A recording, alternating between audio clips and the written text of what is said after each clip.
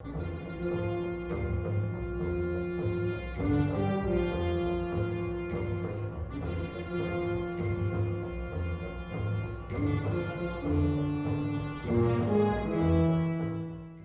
compartido Siobhan, que la tuve que desinvitar porque fue el día que hubo paro.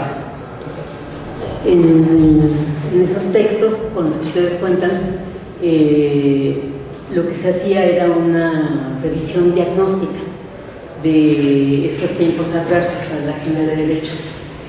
Y hubo allí varios puntos que resaltamos, que ahorita de manera muy resumida los traigo a colación, para entrar a lo que sería ya nuestro último punto, que son precisamente los movimientos antigénero, no solamente en lo que corresponde a organizaciones ultraconservadoras, sino también a una tendencia dentro del propio movimiento feminista que se hace llamar feminismo crítico, feminismo radical, y bueno, su crítica es justamente contra la noción de género. Es importante que, como lo iremos precisando, ahora que tal, podamos determinar que se trata de una corriente, un sector que de ninguna manera abarca el conjunto de lo que nosotros podríamos llamar el movimiento feminista, que tiene múltiples expresiones, no solamente en términos de sus posturas políticas, teóricas, ideológicas, etcétera, sino también en términos organizativos. Y ello me lleva justamente en el enunciado de este tema, que justamente denomino los movimientos antigénero, organizaciones ultraconservadoras y feminismo crítico de género, y que remata con una pregunta: si se trata de formulaciones o coincidencias retrógradas, porque estamos hablando de que la crítica justamente a lo que sería la propia noción de género, a lo que se hace llamar la ideología de género, y a todos los sectores, personas que encarnan esa causa, pues básicamente ha sido protagonizada por grupos conservadores y ultraconservadores. Entonces no deja de ser llamativo que dentro del propio movimiento feminista haya sectores que parecen confluir de alguna manera justamente con esas posturas retrógradas. Vamos a dar argumentos para sostener precisamente este acerto. Entre las cuestiones que destacábamos de los textos que nos compartió Siobhan, era algo que es muy significativo y que tiene que ver con los factores que se juegan, podríamos decir, en el ámbito público, en el que tienen lugar distintas formas de expresión, distintas formas de manifestación, que pueden tener una dimensión práctica, inequívoca, en el sentido de ocupar ese espacio público a través de manifestaciones, a través de acciones, a través de decisiones que de alguna manera son visibles, podríamos decir, para el conjunto social. Pero hay una vertiente que va de la mano, por supuesto, con esta dimensión práctica, que tiene que ver con el discurso, que tiene que ver con lo que se suele llamar la retórica, y que aquí tendríamos nosotros que especificar de manera, así sea breve, a lo que nos estaríamos refiriendo. Es muy común tradicionalmente asociar el término retórica con un uso o construcción, podríamos decir, de expresiones, de acertos, de argumentaciones, etcétera, que pueden de alguna manera por su tesitura poner en juego formas expresivas, énfasis, que pueden tener un cierto tipo de efecto para los interlocutores, que reciben precisamente ese tipo de contenidos, pero que en muchas ocasiones suele tener una connotación negativa el uso del término retórica en lo que concierne a su calidad de veracidad. En muchas ocasiones parece que se tratara de juegos argumentales que pueden de alguna manera aparentar expresar un cierto tipo de posicionamiento, de ideas, etcétera, y que sin embargo a ellas subyace otro tipo de intencionalidad, otro tipo de intereses, otro tipo de propósitos. Si nos quedamos con una suerte de uso coloquial con el que solemos denominar a ciertas expresiones semiolingüísticas, y las tachamos de retórica. Eso de ninguna manera abarca, en términos de la polisemia del término, distintas acepciones o distintas connotaciones con las que se puede utilizar justamente el término retórica. Hay toda una serie de investigaciones contemporáneas que justamente lo que ponen de manifiesto es cómo nuestras construcciones semiolingüísticas tienen, podríamos decir, una complejidad, una polisemia que hace posible que en un determinado momento nosotros, por ejemplo, más allá de estas concepciones de la verdad que suelen pretender que una palabra o una oración tiene un correlato directo con la realidad y que da lugar a una concepción de la verdad literal, como si lo que nosotros afirmáramos inequívocamente corresponde con hechos o con objetos o con situaciones o con experiencias de la realidad.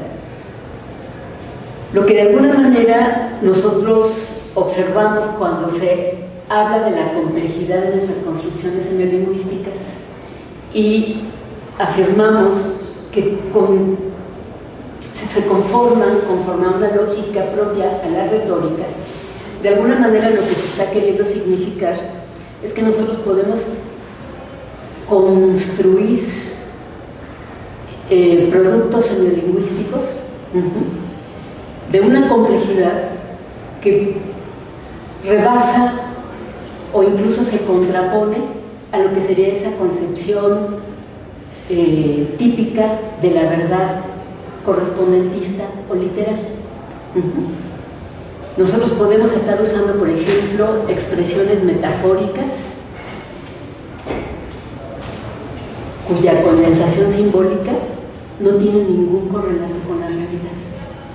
Y sin embargo, esa condensación simbólica tiene una significación que nos está de alguna manera comunicando un cierto tipo de contenidos, un cierto tipo de intencionalidades, etcétera, que son relevantes en nuestra comunicación y que de alguna manera lo que nos mostrarían es que la construcción de significados no está atada inequívocamente a una concepción de la verdad literal. Yo puedo estar usando cierto tipo de expresiones que en este caso podríamos decir son figuras retóricas, como puede ser la metáfora concretamente, y estar transmitiendo significados relevantes a mis interlocutores. Entonces tenemos que hacer esa distinción de entrada. Pero en este caso en específico, en el tratamiento que está haciendo Joan en sus dos textos, en el tratamiento que está haciendo en sus textos, lo que nos está mostrando es justamente esta suerte de juego estratégico que dentro de estos movimientos antigénero utilizan de la retórica, ¿sí? Y hacen usos de la retórica en el primer sentido que decíamos, en un sentido, por así decirlo, mendaz. O sea, lo que se está de alguna manera es trastocando el significado de los términos y lo que se está transmitiendo son supuestas verdades que no son demostradas o que en un determinado momento llevan, podríamos decir, una intencionalidad o connotaciones que están produciendo un efecto, más allá de que sus contenidos sean discutibles, sean rebatibles e incluso se pueda demostrar su falsedad, ¿sí? Entonces, una de las cuestiones importantes a ese respecto es que nosotros entendamos que en esta dimensión social en que estamos inmersos, en donde tenemos toda una serie de interacciones, el tipo de implicaciones que pueden tener esas interacciones no solamente se juegan a través de una dimensión práctico-material objetiva, como en este caso podría ser acciones concretas, ¿sí? Materialmente traducibles en hechos, sin más, o en consecuencias materiales objetivas. Muchas de nuestras interacciones, como sujetos de palabra que somos, se juegan a través del lenguaje. Y lo que nosotros podemos estar produciendo con el lenguaje son efectos de la mayor trascendencia, incluso en algunas ocasiones equivalentes o superiores a los efectos que nuestras prácticas o nuestros hechos concretos materiales podrían estar produciendo. ¿Por qué? Porque a través del lenguaje estamos transmitiendo cierto tipo de contenidos significativos, pero también cierto tipo de intencionalidades. Y cuando yo estoy de alguna manera haciendo un constructo semiolingüístico y en él de alguna manera canalizo un determinado tipo de propósito o intencionalidad, incluso la forma en que construyo mis argumentos, mis oraciones, en los énfasis que le doy a ciertos términos, a ciertas palabras, etc., van cargados de lo que en este caso podría ser un propósito. Y ese propósito puede ser, pongamos por caso, impactarlos, puede ser convencerlos, puede ser ofenderlos, puede ser atemorizarlos. O sea, hay cualquier cantidad de posibilidades abiertas de lo que pueden ser los efectos que produce el lenguaje, en este caso en los interlocutores. Entonces, el hecho de que muchos de estos movimientos en el campo político, y no solamente lo que atañe a lo que ahorita vamos a revisar, sino en general, pensemos por ejemplo lo que es toda la comunicación en el ámbito mercantil, comercial, propagandístico.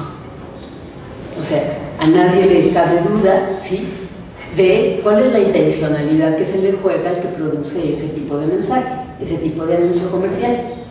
Lo que se está buscando es conseguir consumidores, ¿sí? Consumidores que de alguna manera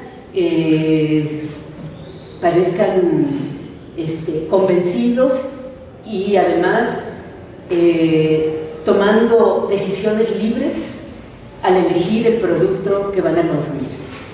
Cuando hay todo un lenguaje subliminal que de alguna manera nos está influenciando justamente para que deseemos ese producto, aunque no lo necesitemos, ¿sí? O incluso nos pronunciemos sobre las cualidades o ventajas, o qué sé yo, del mismo, o incluso cuestionemos la de otro producto, pero que hemos sido de alguna manera objeto de ese tipo de influencia a través del manejo precisamente de ese tipo de contenidos, que no solamente pueden ser a través de palabras, puede ser a través de imágenes en un determinado momento.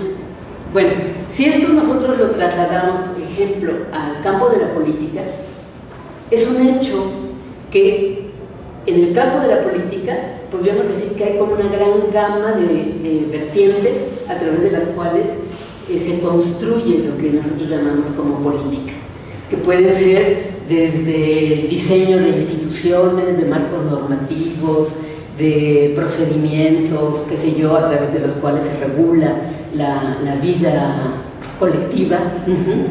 Pero también en el campo de la política hay, por ejemplo, recursos con los cuales se hacen cosas, como pueden ser, por ejemplo, recursos fiscales, y entonces se distribuyen a través de cierto tipo de programas, se toman decisiones a que se asignan esos recursos o no, o recursos, por ejemplo, militares o de seguridad.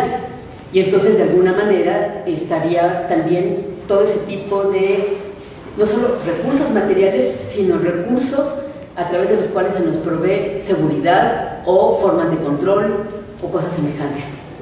Pero hay una dimensión, y además la organizativa, que puede ser la de formar movimientos, partidos políticos, sindicatos, lo que ustedes gusten y manden. Pero hay una dimensión que es crucial, que es la de la comunicación. En el campo de la política, la comunicación es definitoria, porque yo, a través de un mensaje político, puedo estar transmitiendo en un determinado momento un mensaje en el que les doy a entender que el curso de una cierta decisión depende de la opinión de ustedes, cuando muy probablemente son decisiones que ya tomé. Pero la forma en que se los estoy transmitiendo es como que estoy a la espera del respaldo de sus puntos de vista para construir mi decisión como autoridad. Y de alguna manera nosotros, en calidad de gobernados, pues podemos ser lo suficientemente crédulos, confiados respecto a lo que es el manejo de la autoridad en turno, etcétera, y dar por bueno el hecho de que efectivamente la construcción de las decisiones es colectiva y se está tomando en consideración nuestras opiniones como gobernados o cosa por el estilo. O puedo ser lo suficientemente suspicaz por experiencias acumuladas que me permitan justamente detectar que en ese mensaje hay una intencionalidad que trata justamente de ocultar el que se trata de decisiones ya tomadas y que lo único que estoy buscando es, en un sentido podríamos decir post festum, o sea, después de que ya ocurrió la fiesta, después de los hechos, etcétera, ¿sí? Que ustedes la avalen. Y entonces yo alegar que cuento con el respaldo, la aprobación y la legitimidad de sus puntos de vista. Puede ser, por ejemplo, un mensaje político ante una situación crítica, un desastre natural, un desastre económico o cualquier cosa por el estilo. Y yo les puedo mandar un mensaje en donde les estoy transmitiendo confianza, diciéndoles que todo lo tengo bajo control, ¿sí? Y eso es muy importante. Es muy importante porque si yo les convenzo de que tengo bajo control la situación, los temores, los pánicos se acallan. Y entonces yo puedo, como conductora, como decisora, gobernar con muchas menos dificultades que si ustedes ponen de por medio de resistencias, desacuerdos, protestas o incluso expresiones de miedo o pánico que difícilmente yo voy a poder controlar aún con las fuerzas públicas que yo estoy de alguna manera conduciendo. Entonces, la comunicación es fundamental y allí lo que nosotros tendríamos que entender es cómo en algunas circunstancias parece que el elemento de verdad o falsedad que pretendidamente tendría que acompañar al contenido de eso que yo estoy comunicando parece en algunos casos pasar a segundo plano. Porque si hay un desastre natural y yo lo que les estoy transmitiendo es confianza, podríamos decir que a la postre lo que ustedes me van a agradecer es que yo haya amainado sus temores y sus pánicos, que podrían generar mucho mayor desarrollo, caos y hasta violencia, ¿sí? Si yo les estoy transmitiendo confianza y ustedes me dan crédito, podríamos reducir riesgos. Y en ese sentido, no es que la verdad y la falsedad no importen, no, pero podríamos decir que la dinámica de los hechos puede resultar una cuestión aleatoria y lo relevante es cuál es el tipo de efecto que estoy produciendo, ¿sí? Y en este caso podría ser un efecto de reducir riesgos, que es muy importante para mantener estabilidad dentro de la vida social, dentro de la vida colectiva, ¿sí? Bueno, pero hay circunstancias en donde, por supuesto, que más allá de los efectos que puede estar produciendo un determinado tipo de contenido y la manera en que yo lo construyo, el tema de la verdad y la falsedad, por supuesto que es muy relevante. Cuando, como nos lo han expuesto varias de nuestras invitadas, o en estos textos que nos compartió Shrevan, etc., entre las cosas, por ejemplo, que se saca a relucir, es esta suerte, yo la llamo de cruzada antigénero. O sea, porque desde los frentes más diversos, lo que nosotros estamos viendo es una disputa contra lo que representa la agenda de género. Una disputa que está no solamente queriendo frenar, sino incluso hacer retroceder algunos de los avances que se han logrado a nivel, por ejemplo, de reformas legales que reconocen derechos a las personas, que pueden ser mujeres o que pueden ser personas del sector disidente, en este caso, sexo diverso. Entonces, en ese sentido, lo que nosotros estamos viendo es una suerte de ataque de frente desde muchos puntos, que a veces parece coordinado, a veces pueden ser sinergias que de alguna manera ahí coinciden, pero acaban construyendo ese tipo de frente y que están atacando de alguna manera lo que podrían ser algunos de esos avances, que sabemos que son avances que muchas veces nos pueden parecer modestos, insuficientes, etcétera, que han sido muy arduo el lograrlos, ¿sí? Y que sistemáticamente estamos viendo cómo se regatean, cómo se retrocede, cómo se quieren anular o cómo abiertamente se anulan, ¿sí? Y no solo eso, se reposicionan discursos de intolerancia, de discriminación, de justificación de violencia contra cierto tipo de sectores. Entonces, no es un asunto menor el que estamos de alguna manera aquí tratando. Y desde esa perspectiva, lo que se puede estar jugando con este tipo de construcciones semiolingüísticas, a través de las cuales se definen posicionamientos de distintos sectores, pues resulta que allí tendríamos nosotros que analizar como desde distintos ángulos este tipo de construcciones semiolingüísticas. Hay una beta o un ángulo en donde lo que nosotros podríamos decir es ¿qué representa, por ejemplo, el reivindicar dentro de lo que nosotros conocemos como una agenda de género determinado tipo de derechos? A ver, ustedes díganme lo que les venga a la mente. ¿Qué significaría que se esté intentando reivindicar dentro de una agenda de género derechos para los distintos sectores, no solamente desde el sector de las mujeres, sino también de los grupos de la disidencia sexogenérica?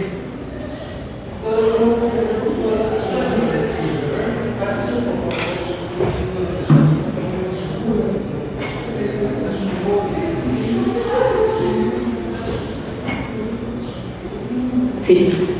Pues, bueno, no voy a hablar de cliché, pero considero que es muy valioso el reconocimiento de las identidades de las personas, no solo como a nivel institucional, sino que haya una campaña para que las personas conozcan o entiendan que tienen el acceso de reconocerse como más se sientan cómodas. Yo pienso que eso trasciende más incluso de las políticas.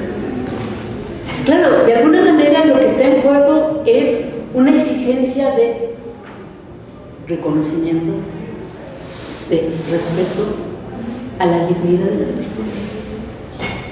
¿Sí? Y esto no solamente atañe a quienes sean integrantes del sector disidente, de acuerdo con esta concepción heteronormativa, etcétera, sino también tiene que ver, en este caso, con un sector que históricamente también ha sido vituperado, excluido, discriminado, etc., que es el de las mujeres. O sea, pretendidamente son tantos los logros que el movimiento feminista ha alcanzado que se piensa que bueno, ya no es tema. Claro que es tema. O sea, ustedes, si ponen atención a noticias, que ya sé que no las oyen, pero si ponen atención a noticias, pues se enterarán que a estas alturas, con todos los logros que se han conseguido, hay investigaciones internacionales, porque no es algo que simplemente sea local, hay investigaciones a nivel internacional que muestran cómo sigue habiendo una desigualdad indiscutible, por ejemplo, en términos económicos salariales. Cómo a las mujeres se les sigue pagando en menor nivel, aunque su perfil profesional, su habilidad, su experiencia, etcétera, sea equivalente a lo de trabajadores hombres, ¿sí? Se les sigue pagando en monumentos mucho más bajos. Y de acuerdo con ese tipo de investigaciones internacionales, pues se habla de que nos vamos a llevar todavía como, ¿qué les gustan? 50, 80 años antes de que, en caso de que se aplicaran correctamente políticas de equidad, ¿sí?, pudiésemos llegar al nivel en que fueran equiparables el nivel de ingresos. O vayámonos a las estadísticas. En términos de violencias por razones de género, o sea, sabemos los niveles, por ejemplo, de violencia, de inseguridad, de asesinatos, etcétera, que hay en el mundo y en este país en concreto. Y cualquiera puede alegar, ah, no, es que hay más hombres asesinados. Sí, pero si nosotros hacemos una indagatoria de las razones que pueden estar de fondo para explicar el asesinato de ciertas personas o grupos, pues en muchas ocasiones tiene que ver a lo mejor con actividades delincuenciales. Y eso no quiere decir que se justifique, entendamos.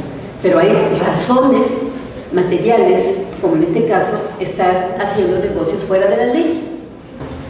Y competencia de otros sectores, también de la delincuencia organizada, pues que están en pugna. Y eso podría de alguna manera mostrar que las estadísticas de muertes masculinas sean muy superiores. Sí, pero cuando nosotros los comparamos con los niveles de asesinatos de mujeres o de grupos, o de personas, perdón, de la diversidad sexogenérica, allí con lo que nos encontramos es que no necesariamente es porque, aunque pueda haber algunos casos, estuviesen en actividades delincuenciales. Es simplemente por su perfil sexogenérico. ¿Sí? O sea, por existir. Y por existir posicionándose socialmente de una determinada manera, de acuerdo con la identidad genérica que se asume. Entonces, de alguna manera lo que nosotros tendríamos que entender es que el hecho de defender una agenda de género, que en este caso sería el reivindicar derechos de género, lo que está haciendo es reivindicar dentro de un horizonte sociocultural, sociopolítico que se pretende democrático-liberal, dentro del marco de lo que se pretende estados de derecho, ¿sí?, el reconocimiento de que los derechos, en su calidad general o universal, son para todas, todos y todes. O dejan de ser generales y dejan de ser universales. O sea, si nosotros nos atenemos a lo que es el marco político moderno, que si por algo se definió es justamente por la reivindicación de los derechos, pues de alguna manera con lo que nosotros nos encontraríamos es como a lo largo de la historia se han dado cualquier cantidad de luchas y movilizaciones justamente para que eso que se enunciaba como definitorio de lo político moderno se concrete, porque a nivel histórico sabemos que se cometieron cualquier cantidad de exclusiones e incongruencias. Si nosotros nos vamos a lo que fue el diseño de las primeras constituciones, bueno, pues son constituciones que solo reconocen derechos a los varones, propietarios, blancos, e ilustrados, o sea que supieran leer y escribir. Y vean ustedes la larga lista de quienes habrían quedado excluidos. Se puede ser blanco pero se es ágrafo, se puede ser blanco pero se es no propietario, se puede ser varón pero se es negro, se puede ser blanca y haber heredado, pero resulta que como mujeres pues no tenían derecho a administrar sus bienes.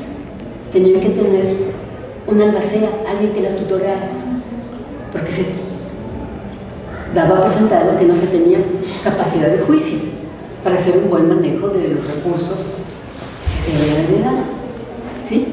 Y así sucesivamente.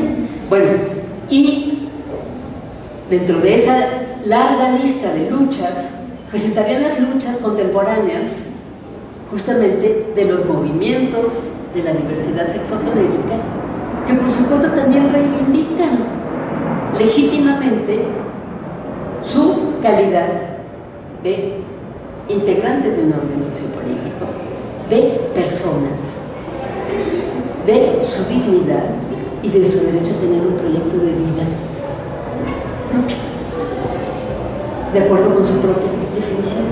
¿Sí? Bueno, eso es una agenda de derechos, una agenda de género. De eso se trata. Y una agenda de derechos de ninguna manera lo que pretende o significa es que, pues yo llego a raso y entonces borro a los demás y les pongo en cuestión sus derechos a los otros. No, los derechos son derechos generalizados. Aquí no se trata de juego suma cero, de si yo gano, tú pierdes, o si yo obtengo, te arrebato y tú te quedas desprotegido o desprotegida. No es eso lo que está en juego, ¿sí? Lo tenemos que tener claro. Entonces, visto desde esa perspectiva, volviendo a lo que estábamos exponiendo hace un momento, el que se construyan juegos retóricos, estrategias retóricas, que justamente ponen en duda el significado de lo que es una agenda de género, de lo que son reivindicación de derechos de género, ¿sí? De alguna manera lo que nos estaría mostrando es no solamente cuál es el tipo de intencionalidad que puede ir en juego, sino nos conmina a tratar de analizar cuál es el tipo de recursos que esa estrategia retórica pone en práctica. Porque si nosotros no los detectamos, difícilmente los podemos desmontar, difícilmente los podemos cuestionar, criticar, deconstruir. De allí la importancia de que analicemos no solamente cómo se agrupan, cómo se financian todo este tipo de grupos, etcétera, sino cómo construyen discursos.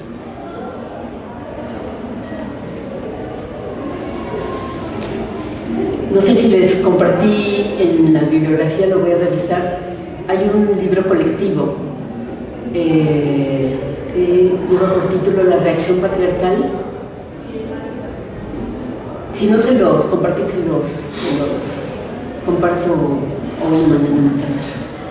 Y entre las distintas colaboraciones de ese libro colectivo, hay uno de una académica española que se puso a indagar toda la producción académica y teórica que se ha venido desarrollando desde hace varios lustros, justamente para atacar y cuestionar lo que es esta agenda de género. Entonces es interesante, luego se los comparto.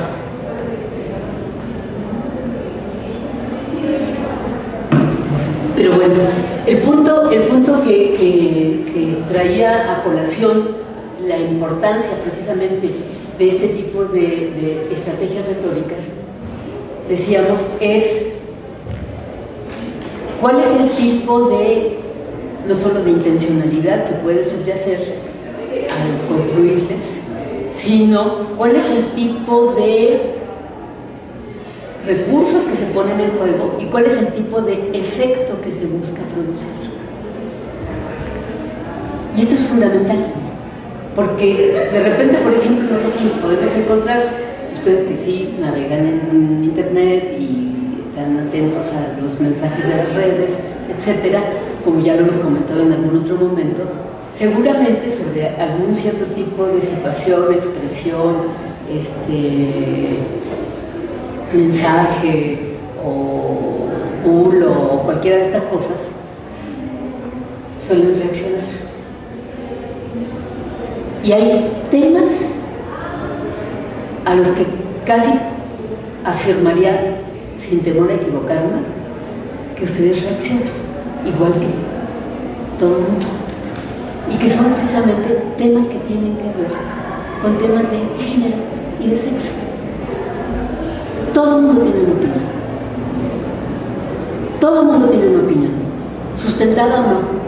Y si nos ponemos a analizar incluso cuál es así como el trasfondo de la reacción que pudimos tener ante un determinado tipo de mensaje, muy probablemente no pasó por acá, pasó por acá. O sea, no fue algo racional, fue algo miserable. ¿Sí? Porque se trata de construcciones que justamente a lo que están apelando es a las emociones. Y al apelar a las emociones, de alguna manera parecen tener, como si se tratara de dinamita, un efecto inmediatamente explosivo al cual reaccionamos. Y podemos reaccionar de distintas maneras. Si tenemos más recursos analíticos, informativos, conceptuales, etcétera, a lo mejor nuestra reacción es tratar de frenar o dar razones o cosas por el estilo, que va a tener pues la andanada de insultos y cosas por el estilo que suelen suscitar cuando alguien trata de argumentar o razonar. Pero seguramente también habrá todos aquellos que lo que emiten es mensajes mayormente incendiarios, y entonces pues le vamos incrementando y le vamos echando fuego unos y otros hasta que aquello se vuelve verdaderamente ya explosivo y tóxico. Entonces, de alguna manera lo que nosotros tenemos que entender es lo que aquí va en juego. Como ya se les explicaba tanto en las exposiciones de Gloria, en las de Marta y en los textos que hemos estado leyendo, pues uno de esos blancos por excelencia, que se ha vuelto el ariete por excelencia, es el de la ideología de género. Y de alguna manera, también ya lo habíamos comentado, pero lo reitero, cuando nosotros estamos enfrentándonos a ese tipo de enunciado, que en este caso es la de ideología de género, de alguna manera lo que está de fondo es ya toda una connotación sobre cuál es el valor de verdad de eso que nosotros llamamos género. Pero no solo cuál es el valor de verdad, sino cuál es, en términos éticos, políticos, el tipo de connotación que se juega en eso que nosotros manejamos como género, sea una perspectiva de género, una teoría de género, una identidad de género, etc. ¿Por qué? Porque el término ideología tiene una historia dentro de la propia reflexión teórica y que por supuesto ha trascendido a los debates políticos, etc. Y no porque la ideología tuviese su origen en el ámbito teórico. La ideología en la práctica tiene su origen en esos intercambios prácticos, en todos los niveles, particularmente en los políticos, ¿sí?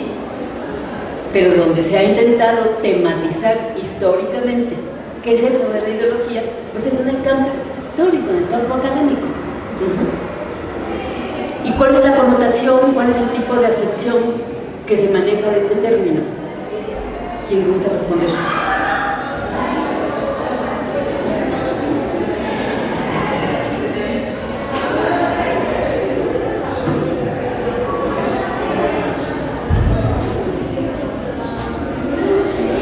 ¿Qué entienden ustedes por ideología? O si nunca han leído ni estudiado lo que está escrito al respecto, cuando oyen el término, ¿qué les sugiere?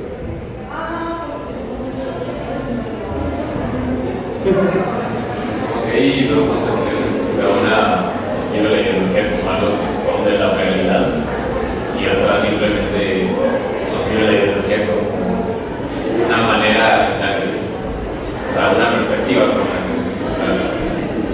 Sí, tendría cualquier cantidad de connotaciones, pero esas dos son centrales, esas son fundamentales. O sea, yo por ejemplo puedo ser feligresa de quién sabe qué iglesia. Y entonces tengo una concepción del mundo que está influida por ese tipo de valores, por ese tipo de narrativa, que puede de alguna manera estar impresa dentro de lo que son pues los textos sagrados, podríamos decir, de la religión en cuestión. Y esto tiñe mi visión del mundo.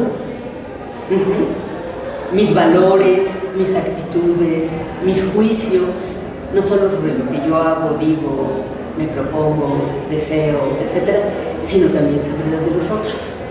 Entonces, en ese sentido, se podría decir que la ideología tiene esa connotación, una perspectiva del mundo, que puede ser de carácter confesional en términos religiosos, pero también que puede ser de carácter confesional, por ejemplo, en términos políticos. Yo puedo ser una ferviente creyente del valor de la democracia. Y entonces mi ideología política está de alguna manera preñada de lo que pueden ser precisamente lo que yo considero que son los valores, los principios sustanciales de la democracia.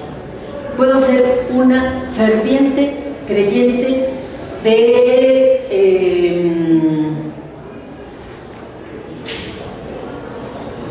de lo que en este caso podría ser una perspectiva vertical, autoritaria, monocrática, etcétera, y entonces tener una idea de la autoridad que no admite réplica, que no admite disidencia, en donde la última palabra la tiene la autoridad.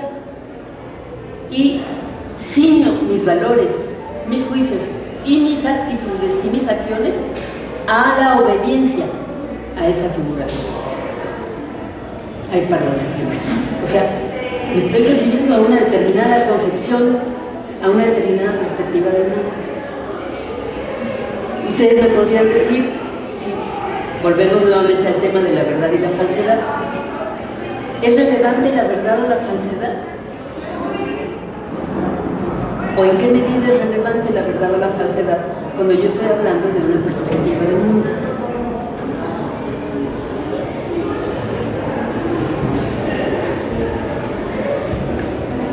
A ver, a los que nunca hablan, me gustaría conocerles la voz.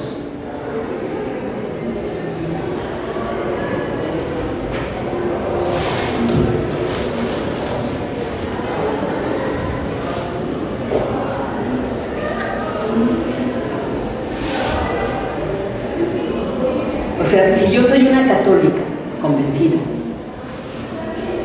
¿es relevante la verdad o la falsedad de que yo piense que Jesús es la encarnación de Dios en el mundo y yo soy producto del pecado original y entonces vine al mundo a sufrir y a pagar culpas y cosas por el estilo, y si me apego a cabalidad, a una buena conducta, me voy a ganar la gloria en el momento en que me muera o cosas por el estilo?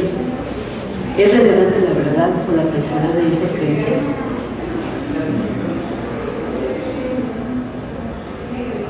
Pues yo pienso que si influye en algo directamente, si a mí podría ser relevante, pero si no influye en nada, o sea, queda como fuera de mí, pues no es como tan relevante, no sé, lo que la persona piensa, si no está influyendo de una manera directa hacia mí, pues yo pienso que es respetable, ¿no? Ya cuando empieza a querer influir sobre mi persona y como que querer imponer, ¿no?, de cierta manera su verdad, pienso que ahí sí es un tanto relevante, ¿no?, porque podemos diferir de pensamiento. Claro, dando por sentado que tú no eres creyente y que alguien te quiera imponer sus creencias. Sí. Pero si porque no, si tú eres el creyente, pues tú crees. y ya te podrían alegar que hay otros dioses o que no hay Dios en el mundo o que no es demostrable científicamente, lo que te quieren argumentar. ¿Tú crees en eso? Tu educación sentimental incluso es acorde, se ha formado acorde con esos valores, ¿sí? Y a ti te da algún tipo de satisfacción el ser congruente en tu línea de vida con esos valores. O sea, ¿dónde entraría el problema con la verdad y la falsedad? Yo puedo creer lo que yo quiera creer, y sobre todo si estamos dentro de un mundo supuestamente de valores democráticos, pues en principio ese tipo de asuntos son privados y nadie tendría por qué intervenir en qué creo yo. Ni las autoridades ni otros particulares. Bueno, pero cuando mis creencias pueden ser un motivo a través del cual yo quiero incidir, influir, imponer a otros, ahí ya el tema cobra otra dimensión, ¿sí? Primero porque en términos de una sociedad plural, en donde priman las libertades, etc., yo tendría que respetar la libertad de los otros y no tengo derecho a imponerles. Yo puedo tratar de convencerlas de la relevancia, de la veracidad, etc., y a lo mejor lo consigo, pero si no lo consigo, no tengo derecho a imponer, ¿sí? Bueno, entonces, visto desde esa perspectiva, lo que nosotros veríamos es cómo el tema de verdad, falsedad, etcétera, puede tener significado en función de cuál es el tipo de contexto en que se está de alguna manera jugando precisamente ese tipo de contenido. Ahora, está la otra significación a la que aludías, que en este caso puede ser un tipo de constructo que de manera, incluso se pretendería, intencionada, es falaz. Y sin embargo lo hago pasar por verdadero. Y lo difundo como si fuera una verdad, cuando en realidad no necesariamente lo es.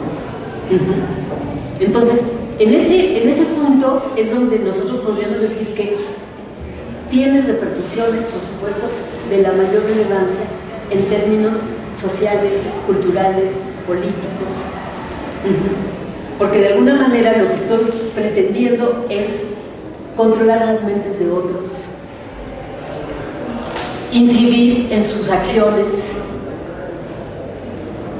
manipular, que es el término que se suele utilizar, manipular a las otras personas.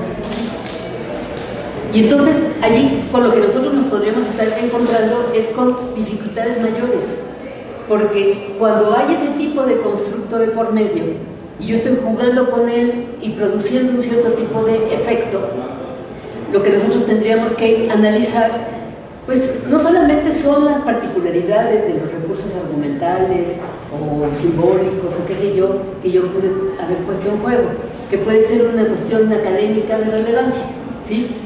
No, la relevancia aquí es cuál es el tipo de efectos políticos, cuál es el tipo de efectos sociales, cuál es el tipo de efectos culturales que puede estar en un momento dado produciendo. Entonces, cuando se habla de ideología de género, pues aquí con lo que nos vamos a encontrar es con dificultades mayores. ¿Por qué? Si nosotros nos vamos a lo que ha sido la teorización justamente en el campo de los estudios de género, justamente una de las cosas, y esto ya lo hemos mencionado en varias ocasiones, una de las cosas que se sustenta es cómo se trataría de construcciones significativas que inciden tanto en términos, podríamos decir, sociales, como en términos individuales.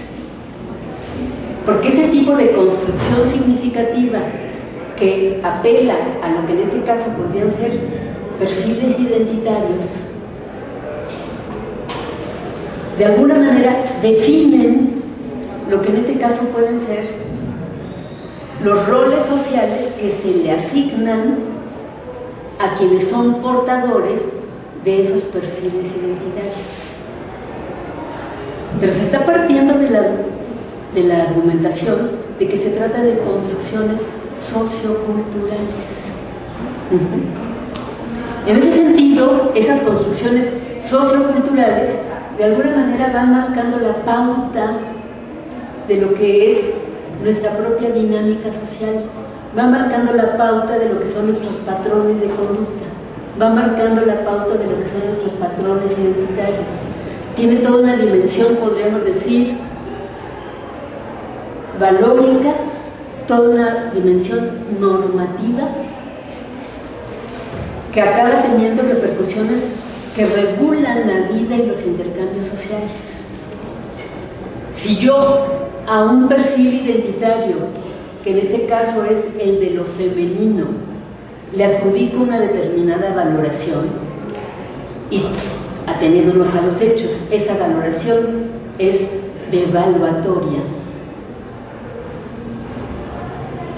Su trascendencia a nivel individual y social es definitoria. ¿Por qué?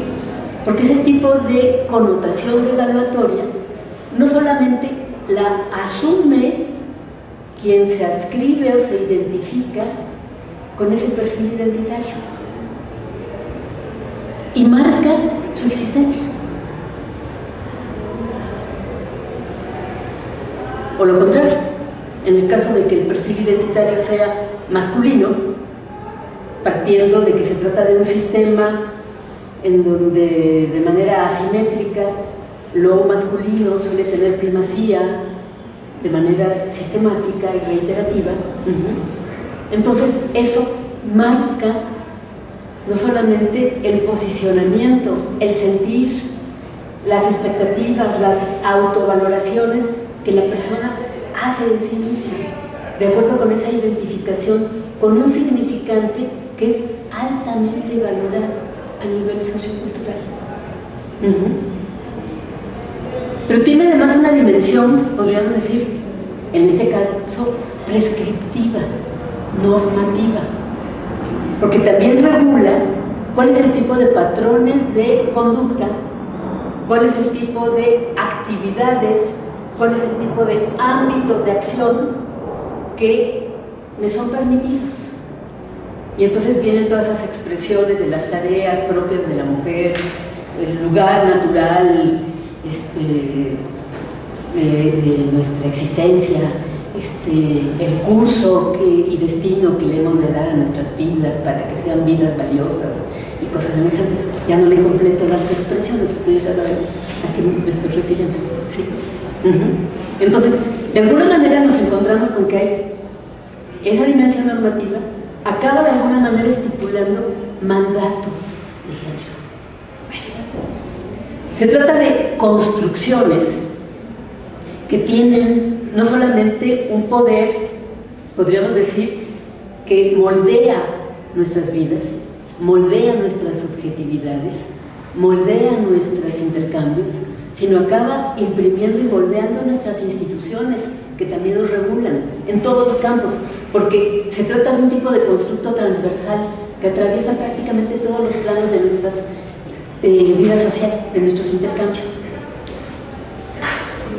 Aquí el punto, justamente, de los estudios de género y de la perspectiva de género, es que se trata de una perspectiva crítica, que justamente lo que está cuestionando es que se trate de construcciones naturales. Sería un oxímoron si se trata de construcciones naturales, ¿verdad? Bueno, de que se tratan de realidades naturales, de realidades esenciales, que son inamovibles, que son inmodificables, etc. Justamente lo que los estudios de género plantean es que se trata de construcciones, y de construcciones que están de alguna manera en juego, pues toda una serie de factores históricos, socioculturales, etcétera, que están incidiendo en la forma en que nosotros concebimos precisamente ese tipo de constructo y ese tipo de mandato y ese tipo de normativa. Entonces, esa perspectiva de género es una perspectiva crítica y deconstructiva. ¿Y eso qué significa? Lo que significa es que se está cuestionando el tipo de efectos prácticos que trae consigo justamente ese tipo de sistema de andamiaje sociocultural. ¿Qué es lo, entre otras cosas, que se cuestiona? Se cuestiona las relaciones asimétricas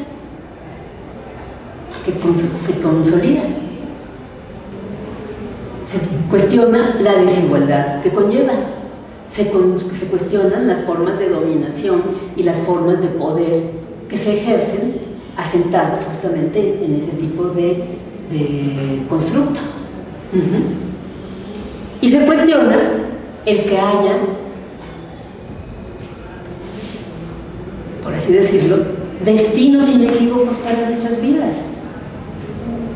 Lo que se estaría de alguna manera planteando es: yo me puedo identificar con el referente genérico femenino, pero eso no implica que yo necesariamente admita, asuma y concrete en mi vida lo que tradicionalmente se concibe que es lo propio de lo femenino.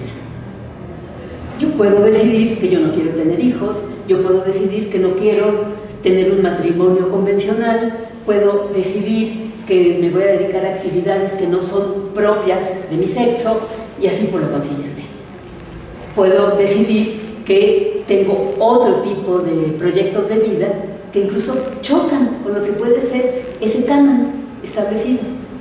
Entonces, de alguna manera, lo que nosotros tendríamos cuando hablamos de los estudios de género y de la perspectiva de género es precisamente toda una indagación analítica, teórica, conceptual, que está mostrando cómo se configuran ese tipo de construcciones culturales y cuál es el tipo de implicaciones, de resonancia, de efectos que trae consigo, y cómo podríamos en un momento dado desarticular precisamente ese tipo de andamiaje que puede estar produciendo realidades no deseadas. Aquí hago un pequeño paréntesis, aunque no es un asunto menor, por supuesto.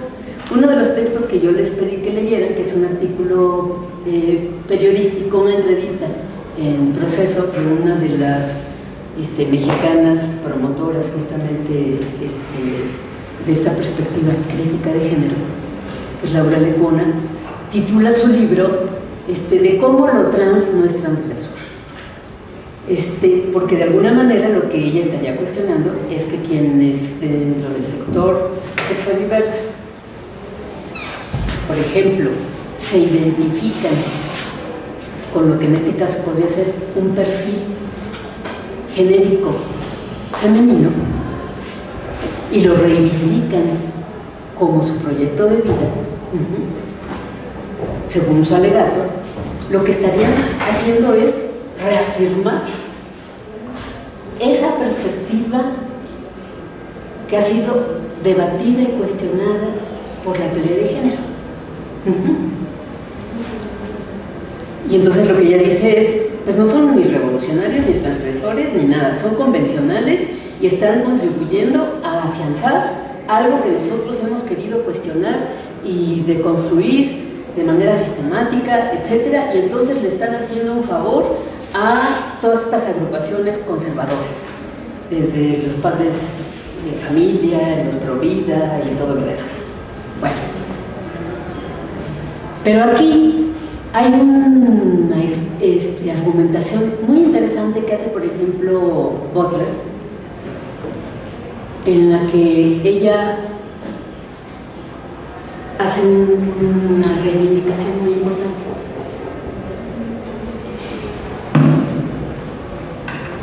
Y una de las cosas que dice precisamente es: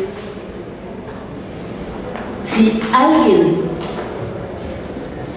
al margen de todos los procesos que puede implicar en un momento dado, afirmar esa identidad, incluso disidente con lo que habría sido su perfil sexogenérico asignado desde su nacimiento.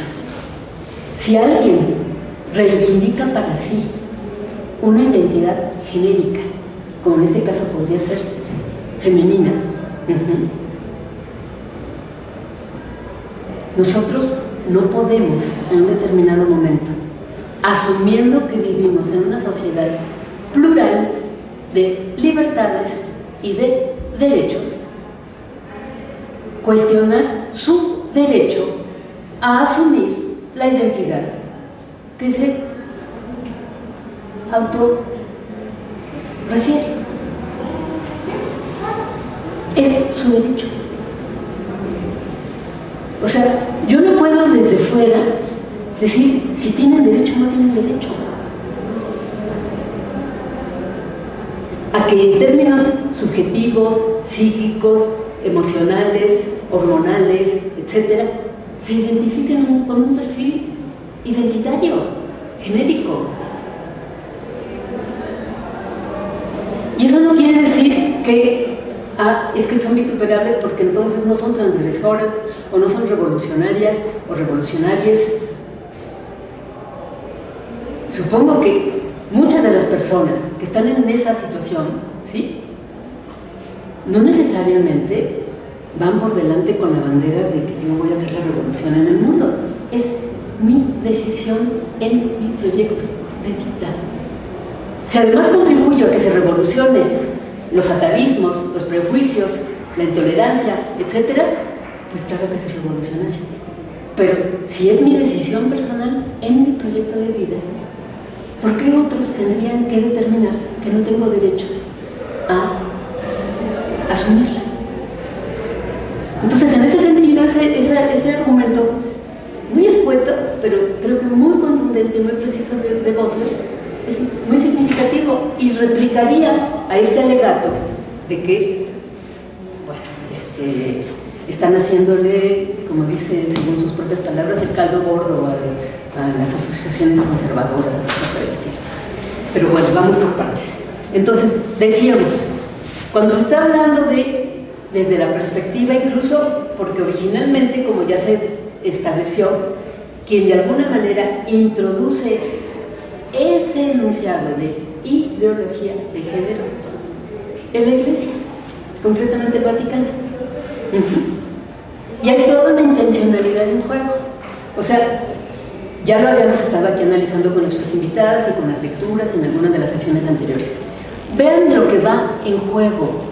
O sea, efectivamente, hablar de el género como un constructo sociocultural, estudiar las implicaciones que tiene ese constructo sociocultural y verlo desde una perspectiva crítica, desde una perspectiva deconstructiva, de alguna manera lo que pone en entredicho son cualquier tipo de discurso que esencializa, que naturaliza o que le da una connotación no solo natural en el sentido biológico, sino trascendental en el sentido de que es la voluntad de Dios que solamente haya dos sexos o cosas por el estilo, ¿sí? O sea, viene a rebatir de alguna manera cualquiera de esas concepciones fundamentalistas. No gratuitamente, y podríamos decir que en ese sentido, pues Ratzinger y todos los suyos, pues tenían las antenas bien puestas. Ratzinger, además, un académico, teólogo muy consistente. Por supuesto que se percata del riesgo y del peligro que tiene el que se afirme justamente toda esta discusión. Porque ponen en entredicho todo lo que sus sagradas escrituras ha establecido y han predicado por siglos. Por eso es que no gratuitamente en muchos de sus discursos, cuando habla de la ideología de género, pues bueno, prácticamente la asocia con lo diabólico. Es algo que está contraviniendo la verdad divina. Es algo que incluso amenaza el futuro de la propia humanidad. ¿Por qué? Porque está poniendo en cuestión el que sea natural que solamente haya dos sexos, está poniendo en cuestión que sea natural el que la sexualidad solo tenga por destino la reproducción, está poniendo en cuestión que el destino de los hombres y las mujeres tenga que ser el matrimonio y la procreación de la especie. O sea, está poniendo en cuestión pilares fundamentales precisamente de toda esa doctrina. Y de allí, justamente todo este ataque en un determinado momento a lo que representa el género, la agenda de género y el mote justamente con el cual viene toda esta andanada, todo este ataque, toda esta cruzada, que es justamente la de la ideología de género. ¿Y qué es lo que se está de alguna manera connotando con el término? Que lo que se está de alguna manera instalando cuando se hacen estudios de género, cuando se hace una agenda de género, cuando se hace una movilización a una organización para reivindicar derechos de género, lo que se estaría de alguna manera es atentando contra la familia, contra el futuro de la humanidad, contra la estabilidad del mundo. O sea, de alguna manera lo que se estaría precisamente planteando es no solamente el carácter falso, porque no hay género, lo que hay es sexo, y sexo quiere decir que los seres humanos tienen vulva o pene, y eso es inequívoco, como dice Amelia Barcárcel. Si no han visto ese video que circula en YouTube, vean por favor, ¿sí? Que por ahí se refiere precisamente.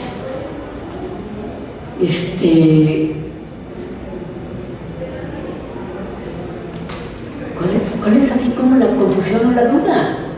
Pues basta con que uno se descubra y entonces uno ya puede saber qué es, si es hombre o si es mujer. O sea, es verdaderamente un tipo de argumentación de una, podríamos decir, simplificación cerril.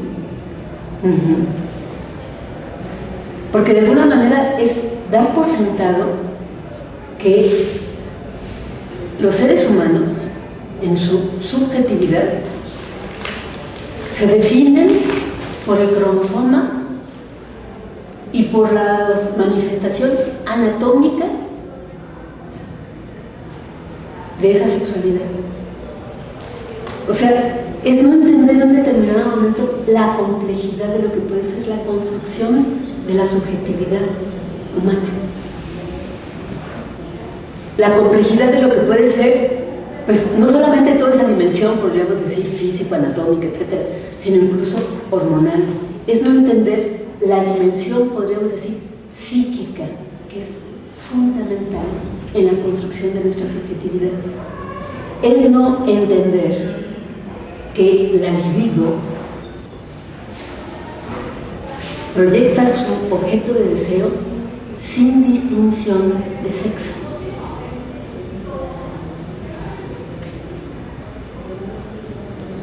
Freud hablaba, cuando hablaba de la sexualidad infantil, etcétera, que decía algo así como son perversos polimorfos. Digo, no quiere decir que los niños sean perversos, ¿sí? Pero de alguna manera era así como en contra de las convenciones y las creencias religiosas que lo que estipularían es que uno solo puede ser atraído si se es mujer por un hombre y un hombre por una mujer o cosa por el estilo, y solo se vale que nuestra atracción se haga patente si nos vamos a casar y vamos a tener hijitos. Bueno, de alguna manera lo que se estaría diciendo cuando Freud, de manera provocativa, utiliza estos términos, son perversos polimorfos, justamente es para decir, a ver, en contra de los convencionalismos, la libido no tiene moral. La libido es plural, polimorfa, y esa polimorfía puede ser no solamente que no hay distinción de sexo en cuanto al objeto de nuestro deseo, sino que incluso si nosotros vemos, por ejemplo, la forma en que los bebés empiezan a interactuar y a comunicarse con el mundo, su objeto de deseo puede ser el chupete o puede ser cualquier objeto, puede ser su pie o lo que ustedes gusten, ¿sí? Y eso es lo que estará chupando, porque ese es su primer contacto con el mundo y esa es su primer interacción. Entonces, de alguna manera, pretender, como ilustres académicas, porque es verdaderamente abrumador que una pensadora como Amelia Valcárcel, que tiene una producción académica consistente, valiosa en su momento, etcétera, ahora haga este tipo de planteamientos. Y entonces, de alguna manera lo que nos estarían diciendo es: el sexo es evidente, y mujeres solamente son aquellas que tienen vagina y menstruan. O sea que si alguna mujer por algún desarreglo hormonal tiene un síndrome de amenorrea y no menstrua, pues ya no fue mujer. Ok. Pero bueno, a ese nivel, podríamos decir, de burdo, de simplificación, se da de alguna manera los alegatos. Cuando se está hablando de la ideología de género, lo que nosotros tendríamos que entender es las distintas vetas que se ponen en un momento dado a jugar. Está por un lado el hecho de que toda la construcción crítica, analítica, antiesencialista, que de alguna manera conlleva precisamente este tipo de formulación teórica, sería una falacia, porque está contraviniendo verdades incuestionables, que son las verdades tradicionales, sustentadas en fuentes teológicas, actualmente se dice en fuentes científicas, porque entonces se apela a la pretendida respaldo de la biología, y bueno, pues la biología lo que está diciendo es que se tiene vulva o se tiene pene y se acabó. O los cromosomas se conjugaron de determinada manera y se acabó, no hay vuelta. Entonces, visto desde esa perspectiva, lo que nosotros vemos es: o se apela a lo que puede ser el sustento doctrinal, religioso, o se apela a las pretendidas verdades de la ciencia, pero es un manejo, podríamos decir, sesgado de lo que supuestamente la ciencia nos puede aportar al respecto. Y aún suponiendo que en términos científicos se pudiese determinar ese tipo, conforme lo que algunos estudios han establecido, de lo que puede ser la conformación no solamente anatómica, sino cromosómica, como hormonal, etc. Eso no atañe a la dimensión psíquica.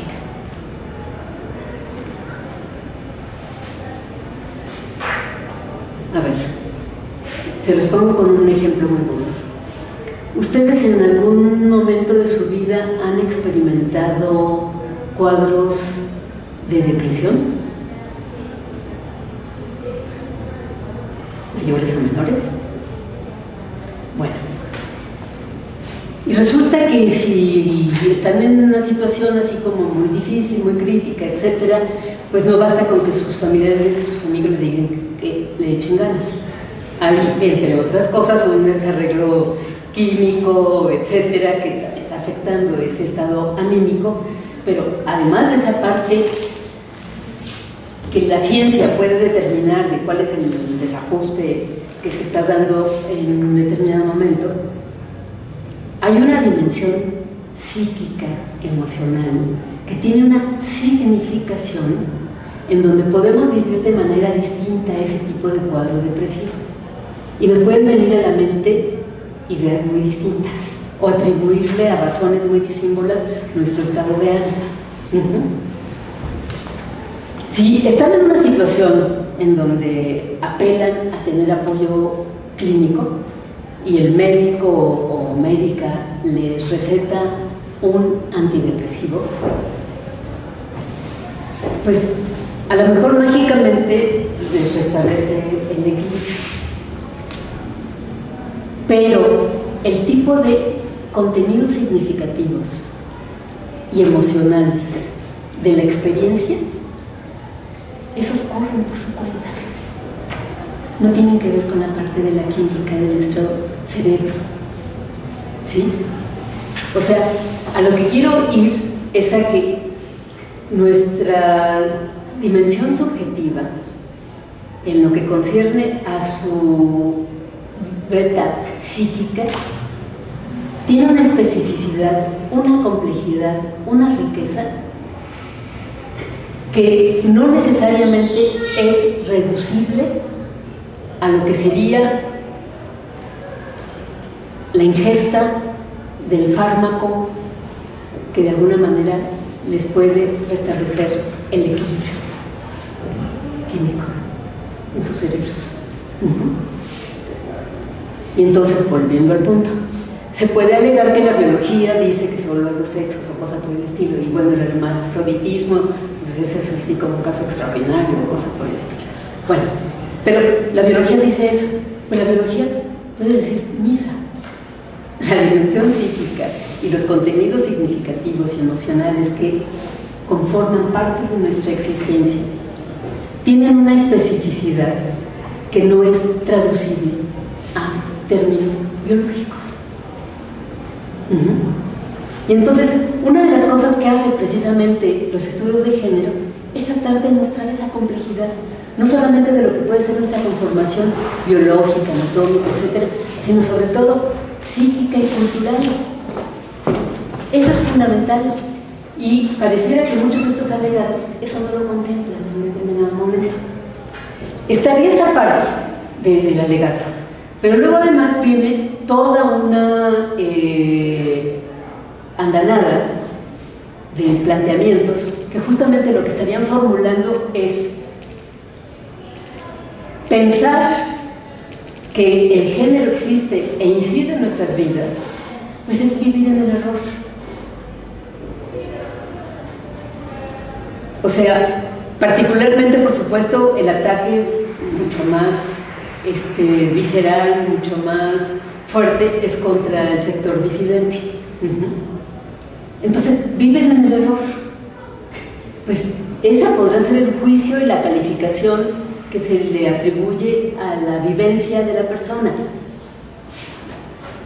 Pero la vivencia queda incólume, por más que desde fuera se diga que viven en el error. La vivencia se está experimentando. Y allí mi alegato de si es verdadera o es falsa no es relevante. La vivencia y la experimentación se está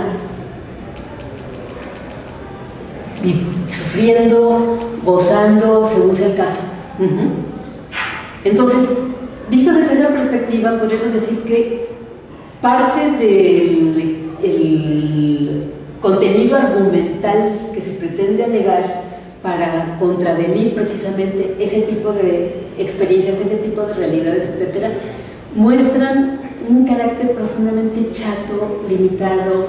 Si lo pensamos, su apelación a la ciencia es una concepción positivista que ha sido más que trascendida. Si se trata de alegar argumentos trascendentales, como pueden ser verdades divinas o cosas por el estilo, pues es algo que también se puede en un determinado momento contraargumentar y cuestionar, si nos quedáramos en esa parte. Pero luego hay toda una dimensión de embate, podríamos decir, político. Porque una de las cosas, por ejemplo, que se señala es que es una especie como de frente casi internacional, financiado de fuentes oscuras, una suerte de lobby que tiene influencia en las más altas esferas, etcétera, para tratar de incidir en las políticas públicas de los países, para tratar de incidir en las políticas educativas, para tratar de incidir en las políticas de salud de los países, etcétera. Y entonces, de alguna manera, lo que nosotros vemos es, se le está atribuyendo de alguna manera una suerte de peligrosidad, porque hay intereses aviesos, inconfesables, que están detrás precisamente de lo que podrían ser este tipo de movilizaciones, este tipo de organizaciones o este tipo de personas que de alguna manera reivindican precisamente esa agenda de género. Por lo que yo he leído, y parte nos lo comenta la propia Juliana Nenhauser, pues es mucho más claramente identificable el financiamiento, el pool internacional, el lobby internacional de organizaciones ultraconservadoras que tratan de incidir en los órganos internacionales, en los gobiernos de los distintos países, etcétera, justamente para combatir lo que en este caso pueden ser los avances de la agenda de género. Ahí está un Juncker, por decir uno de tantos, o ahí está, por ejemplo, un Atlas Network en Estados Unidos, que incluso, entre otros, tiene entre sus figuras destacadas a Steve Bannon, que fue uno de los asesores de Trump en su primer gobierno y que ha tratado de influir en gobiernos como el de Hungría, Polonia, etcétera, instigando justamente el que en sus políticas públicas se vete incluso el uso de la palabra género. Y ya no hablemos de aborto, y ya no hablemos de homosexualidad, y ya no hablemos de transgénero, y ya no hablemos de matrimonio entre personas del mismo sexo o cosas semejantes. Entonces, lo significativo es que se intenta crear como una suerte de imagen de poder, de influencia, de peligrosidad, sobre la que hay que estar alerta y sobre la que hay que defenderse a toda costa. Pero hay una parte que es muy importante, que es muy relevante y que tiene que ver, una vez más, con lo que decíamos nosotros al principio. El tipo de constructos retóricos y el tipo de efecto emocional que se está buscando producir precisamente en la sociedad en su conjunto, en los receptores en conjunto de cualquiera de este tipo de contenidos o mensajes. Schwab lo ha señalado en varios de sus artículos. Y una de las cosas, por ejemplo, que señala sobre todo en el rechazo, el prejuicio que históricamente se ha tenido contra el sector no solamente disidente, homosexual, sino transgénero y transexual.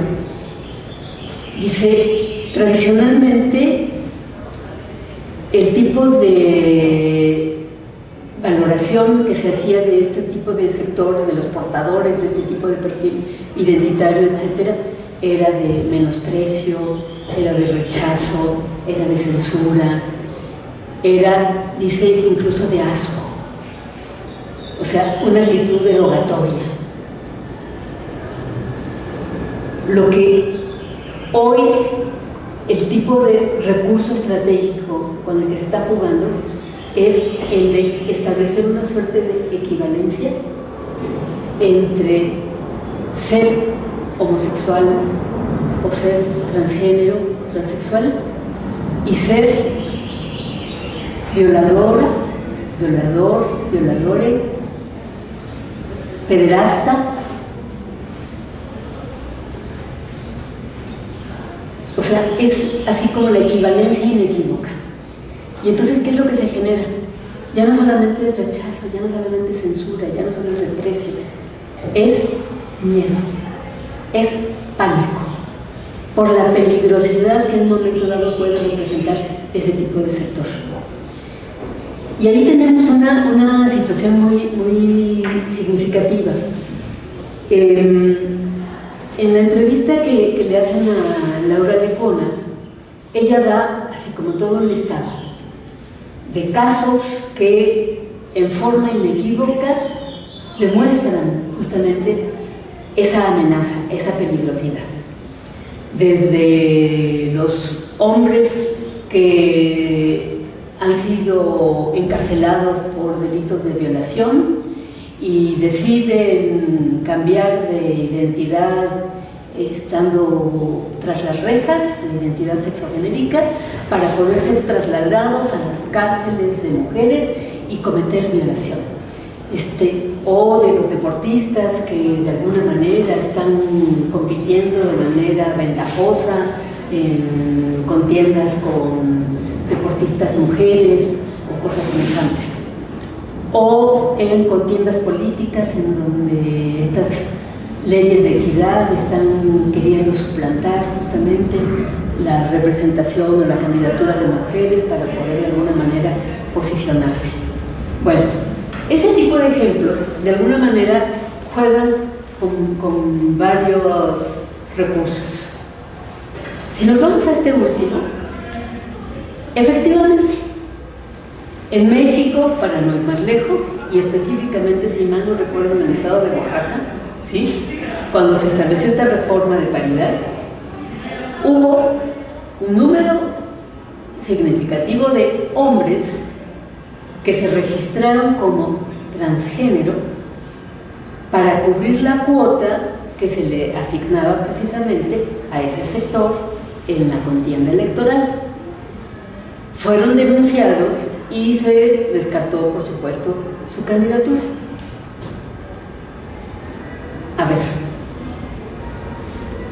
que un político abusivo simule ser transgénero y se registre como tal, pues de alguna manera de lo que hablaría es del delito, podríamos decir, que está cometiendo un político que se está manejando de manera, podríamos decir, mendaz, que está tratando de violar la ley y que no tendría derecho en determinado momento a contender. Pero el hecho de que un señor se registre como transgénero no tendría por qué incriminar al sector transgénero. El crimen lo está cometiendo un señor que está simulando algo que no es. Y sin embargo, se maneja como un ejemplo de la peligrosidad de que estén invadiendo nuestros lugares y nos estén borrando. A nosotras como mujeres que hemos luchado por tanto tiempo para alcanzar precisamente puestos de representación política o cosas semejantes. ¿De qué nos hablaría este ejemplo? El hecho mismo de lo que nos hablaría es de las imperfecciones de los procedimientos electorales, que tendrían en todo caso que investigar la veracidad de los datos de las personas que se están registrando y sancionar a quien miente, a quien simula. Pero es un problema de los procedimientos electorales, de la norma electoral, y es un problema de falta de honestidad, de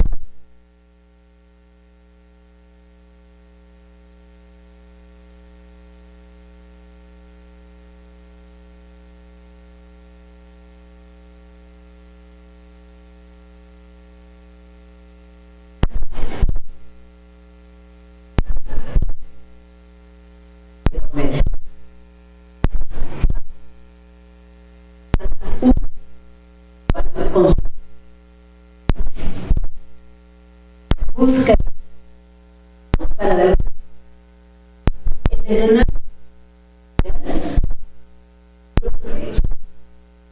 sexuales.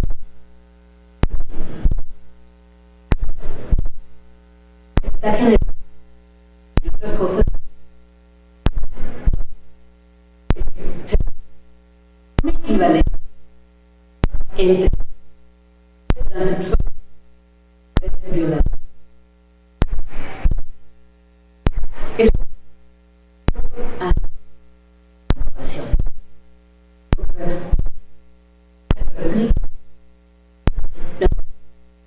Puedes otras en esta perspectiva en España, en Hungría, en Inglaterra, en Francia, en Perú, en donde gusten. Y son los mismos ejemplos y son los mismos argumentos, entre comillas, los que están manejando. Porque de lo que se trata es de instalar un discurso que aparece como indisputable, son los hechos contundentes que demuestran el sustento de los temores y del rechazo justamente a los avances de este tipo de sectores y de esa agenda, y de alguna manera lo que se estaría precisamente es criminalizando. Se está incluso en este caso calificando ya como algo indisputable el perfil, podríamos decir, de estas personas con ese tipo de línea de conducta. Pero luego, además, se están moviendo otros hilos con ese tipo de alegato. Porque de alguna forma, cuando se habla de que estas son prácticas que no solamente nos ponen en riesgo a las mujeres, sino que además están invadiendo los espacios que tanto esfuerzo nos costó conseguir, de alguna manera lo que se está es incitando en quienes son interlocutoras en este caso, incitando el victimismo. O sea, somos víctimas, no solo históricas de lo que han sido las formas de dominación patriarcal, etc. Somos víctimas del engaño y la perversidad de este tipo de sectores que los quieren borrar y que además quieren generar espacios propicios para seguirnos agrediendo y vulnerando en nuestra integridad.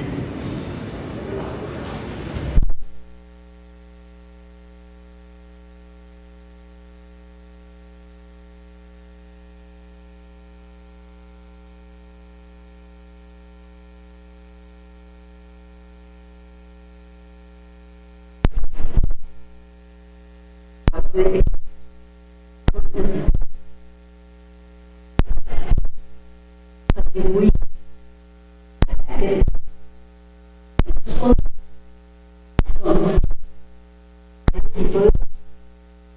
o sea, construyendo nada menos un discurso lleno de supuesto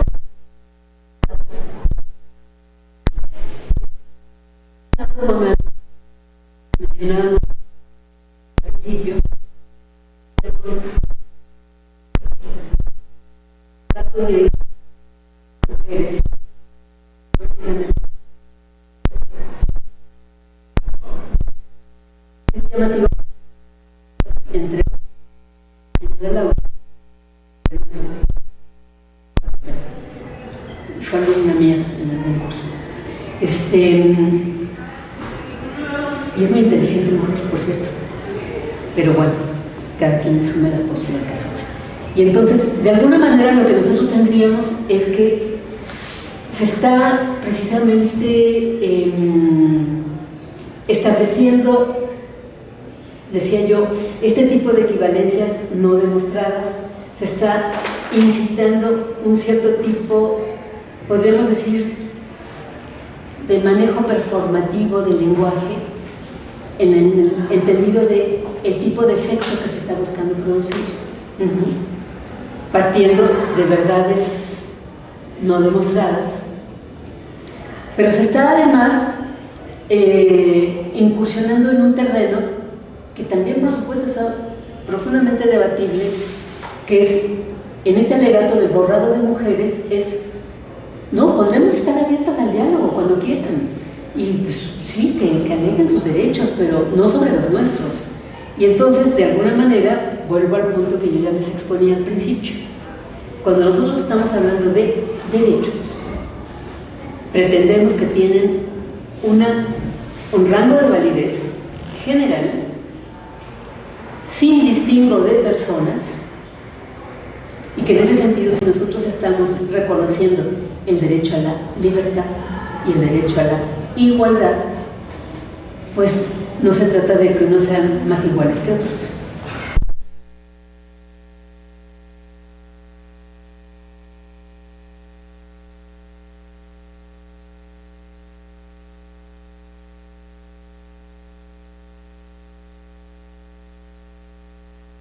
en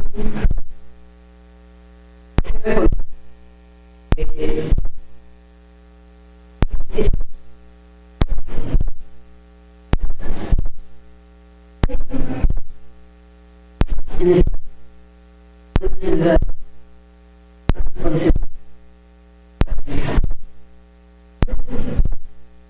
perspectiva, digamos, es un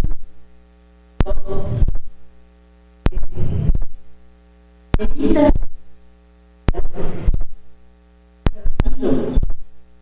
porque encontramos una especie muy tóxico en el que parece que la posibilidad efectiva de reflexión, de análisis, de crítica sustentada, etcétera, pareciera que queda desbancado, queda marginado frente a lo que en este caso pueden ser las reacciones descalificatorias. Y eso lo único que puede estar produciendo en un determinado momento es un clima mucho más descompuesto, mucho más tóxico, en donde pues, prácticamente lo que queda es determinar dentro de esa contienda en donde, ¿cómo dicen esto de los que practican la lucha? Que son dos tipos de luchadores, los que se ciñen a las reglas, los rudos. Entonces, pues nos atenemos a una lucha entre rudos y pues a ver cómo acaban los daños de una parte o de la otra. Entonces, me parece que no es esa la línea que se tendría que seguir. Es comprensible en algún sentido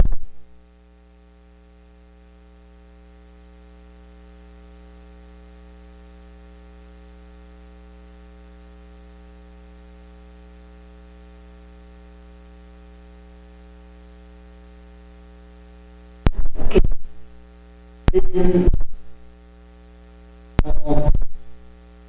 su es de los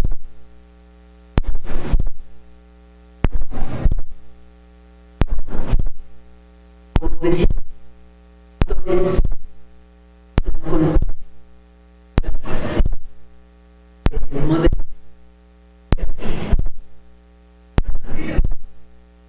no es violencia a la verdad de nuestro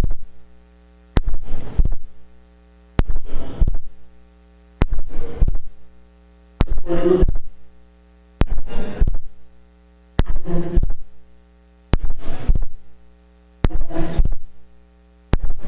buscando entablar formas de interacción y de diálogo respetuoso. Sé que no es fácil, pero lo otro es a ver quién acaba, como los rudos, pues más golpeado. Ese es el punto. Aquí el gran problema que nosotros tendríamos que tomar en consideración es el siguiente. Por lo que hemos venido analizando a lo largo de todo el curso, una de las cosas que precisamente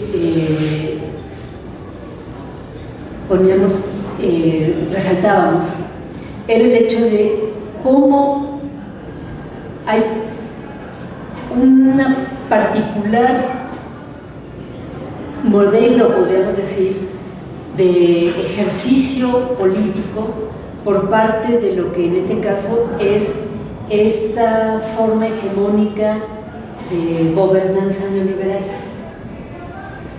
Cómo esta forma de gobernanza neoliberal ha jugado precisamente a quitarle piso a la política y quitar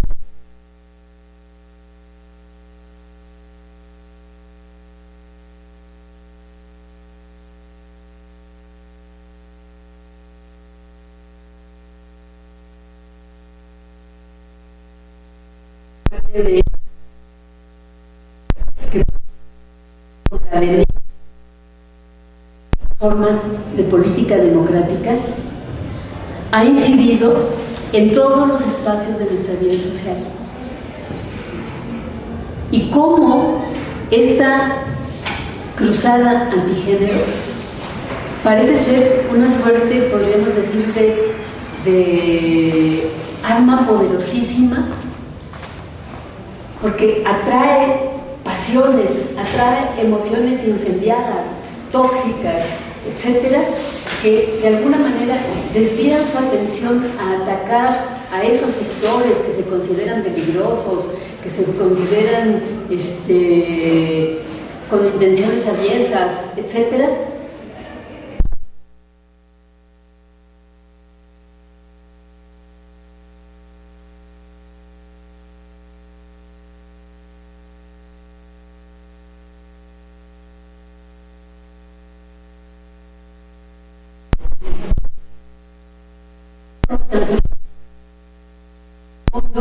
Es como este tipo de políticas neoliberales confluyen con fuerzas conservadoras y ultraconservadoras justamente en mantener un statu quo que distraiga la atención de lo que son los verdaderos problemas y se focalicen todas las pasiones negativas en contra de un blanco, prácticamente como chivo expiatorio, que en este caso puede ser el sector sexogenérico disidente, pero que de paso también se lleva y arrasa muchos de los derechos de las mujeres, efectivamente, y no por efecto de la presencia y la defensa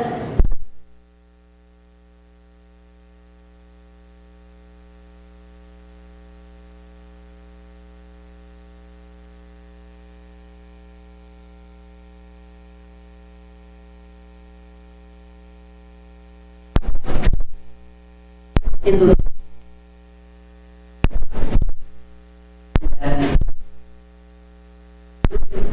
se ha echado por tierra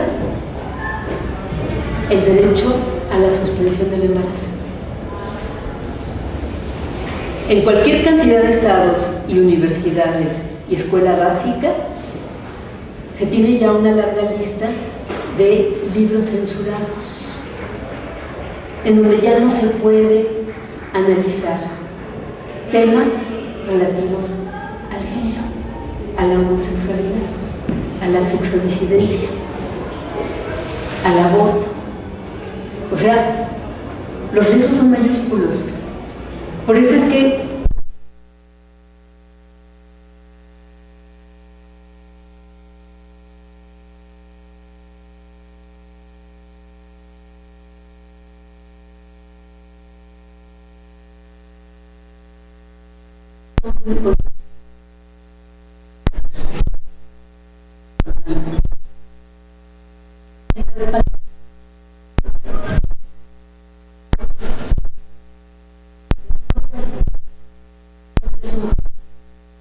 entonces, bueno,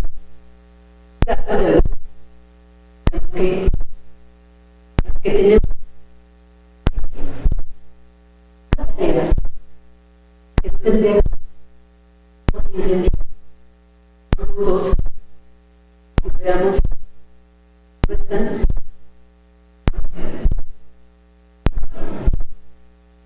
como de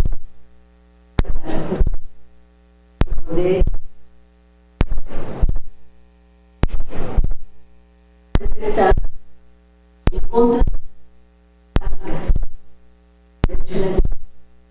el derecho a la libertad, el derecho a la vida. Ese sería el punto, y ese era el motivo por el cual a mí me parecía importante que analizáramos precisamente todos estos temas y las lecturas que nos ocuparon. ¿De acuerdo? Ya no tenemos prácticamente tiempo, pero me gustaría, si tienen algún comentario, alguna opinión, alguna duda, algún cuestionamiento, que pudieran hacerlo ahora, y a continuación acordemos las fechas de entrega de sus ensayos finales.